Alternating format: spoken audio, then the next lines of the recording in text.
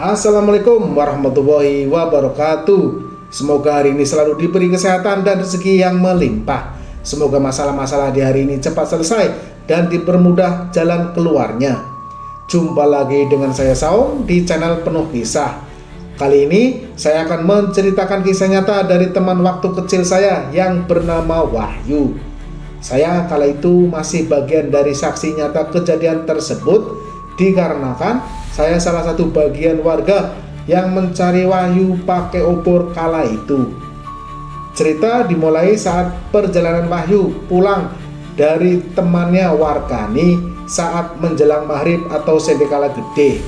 Tepat di pekarangan sebelah rumah Wahyu, tiba-tiba sosok hitam boncel mata merah keluar dari pagar bambu pekarangan tersebut dan membawa Wahyu ke bawah pohon talas pekarangan itu. Sejak saat itu, Wahyu dinyatakan menghilang. Meski sudah dicari di pekarangan, namun Wahyu tidak terlihat. Warga pun panik, beramai-ramai mencari Wahyu pakai obor. Untuk lebih jelas seperti apa kisah selengkapnya, simak video ini sampai akhir ya. Oke, langsung saja, ini dia cerita selengkapnya tentang Wahyu. Suasana desa yang sunyi menjelang maghrib.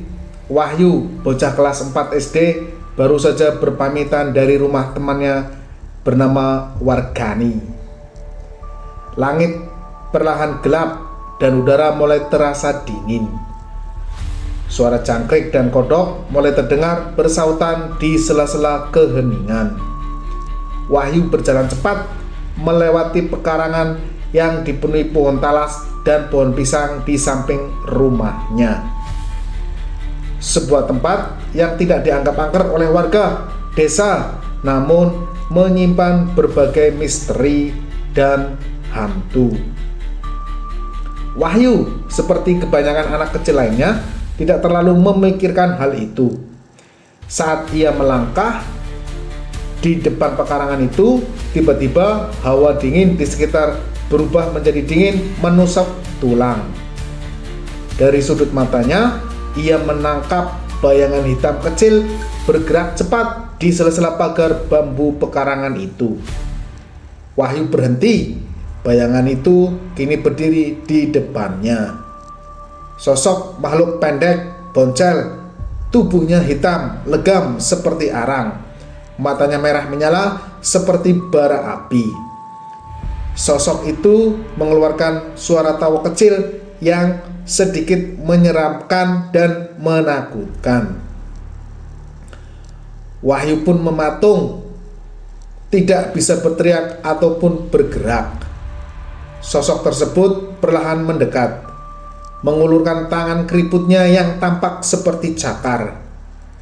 Dalam sekejap, ia meraih tangan Wahyu dan menyeretnya ke dalam pekarangan yang gelap. Suara dedaunan yang tergesek-gesek menambah suasana makin mencekam. Sosok itu memagari Wahyu dengan kain hitam seperti mengurung Wahyu. Wahyu hanya terdiam dan ketakutan. Di rumah orang tua Wahyu mulai cemas karena ia tidak kunjung pulang. Mereka mendatangi rumah Warkani untuk mencari anak mereka. Tetapi Warkani bersumpah bahwa Wahyu sudah pulang sebelum maghrib tadi. Kabar hilangnya Wahyu dengan cepat menyebar. Warga desa mulai berkumpul, membawa obor dan peralatan seadanya untuk mencari anak itu. Mereka menelusuri pekarangan, sawah, hingga ke hutan kecil di pinggiran desa. Nama Wahyu diteriakkan berkali-kali, tapi tidak ada jawaban. Wahyu menyisir setiap sudut, termasuk pekarangan kosong di samping rumah Wahyu. Namun Warga tidak menemukan apa-apa. Jam menunjukkan pukul 11 malam. Sebagian warga mulai kelelahan dan putus asa karena Wahyu belum juga kunjung ditemukan. Di tengah keputusasaan itu, nenek Wahyu yang sudah tua tiba-tiba keluar dari rumah dengan membawa damar ceplik atau lampu minyak tradisional. Ia berjalan menuju pekarangan kosong tanpa ragu, seolah-olah tahu di mana Wahyu berada. Ia menyisir pekarangan itu satu persatu. Dia membuka setiap helai batang pohon talas satu persatu. Ketika damar ceplik menyala menerangi sudut pekarangan, nenek Wahyu tiba di pekarangan. Suasana berubah mencekam. Hawa dingin menyelimuti area itu. Suara burung hantu terdengar samar dari kejauhan. Dengan tenang, nenek Wahyu mulai membaca doa dan mantra pelindung sambil melangkah lebih dalam ke pekarangan. Cahaya damar ceplik menyoroti sosok Wahyu yang terduduk di bawah pohon talas besar itu. Nenek Wahyu melihat sosok cucunya yang sedang duduk di bawah pohon talas besar, ketakutan dan menggigil. Tubuh kecil Wahyu menggigil kedinginan, matanya kosong tanpa ekspresi. Nenek itu bergegas memeluk Wahyu sambil menggumamkan doa-doa. Nenek Wahyu dengan cepat melangkah mendekat. Tiba-tiba cahaya damar ceplik berkedip-kedip, seolah ada angin dingin yang mencoba memadamkannya. Para warga yang mengikuti dari kejauhan merasa bulu kuduk mereka meremang. Nenek Wahyu mulai berbicara dalam bahasa Jawa kuno. Sing ngerem anak iki lunga kowe, iki dudu anakmu, iki anakku. Yang menahan anak ini pergi kamu, dia bukan anakmu, ini anakku. Suara neneknya menggema di pekarangan itu, dan tiba-tiba terdengar suara tawa melengking yang membuat semua orang merinding. Bayangan hitam muncul di sekitar pohon, mencoba melawan nenek Wahyu. Namun nenek itu tetap teguh membaca doa-doa sambil memercikan minyak kelapa ke arah bayangan tersebut. Setelah beberapa saat, suara tawa terhenti dan bayangan itu menghilang ke dalam kegelapan. Wahyu yang tadinya mematung kini tersungkur ke pelukan neneknya. Para warga segera membawa pulang.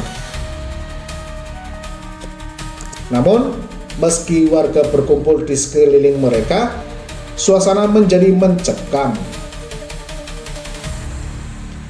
Seorang warga tua berteriak, "Jangan dekati pohon itu terlalu lama. Tempat itu ada penghuninya."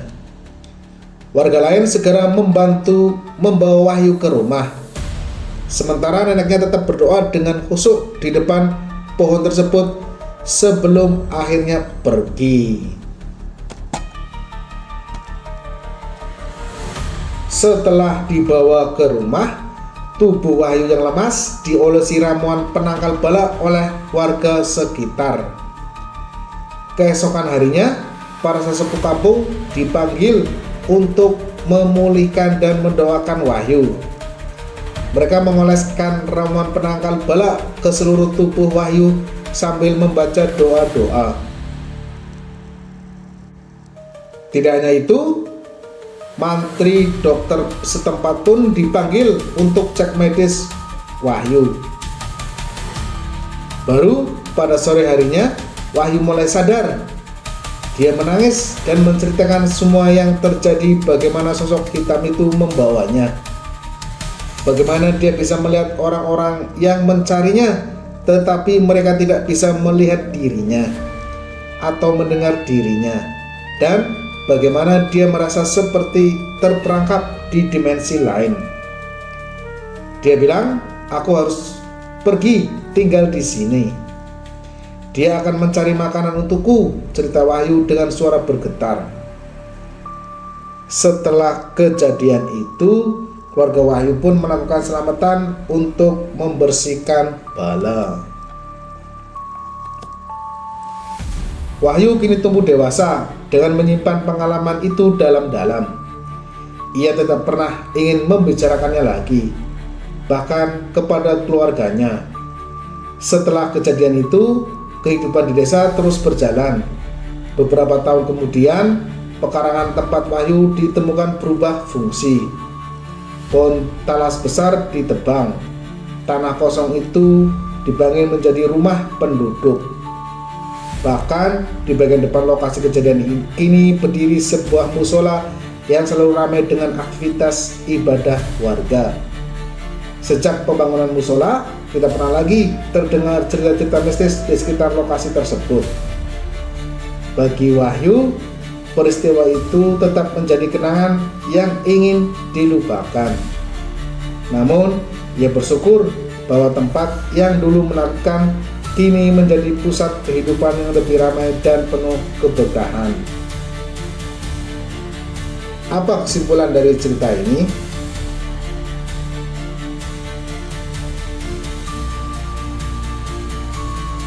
Ingat pesan orang tua Jawa, sebelum maghrib harus sudah kumpul di rumah. Oke, itu saja cerita dari saya. Semoga bermanfaat. Jangan lupa like, comment, and subscribe ya. Bye bye. Assalamualaikum warahmatullahi wabarakatuh.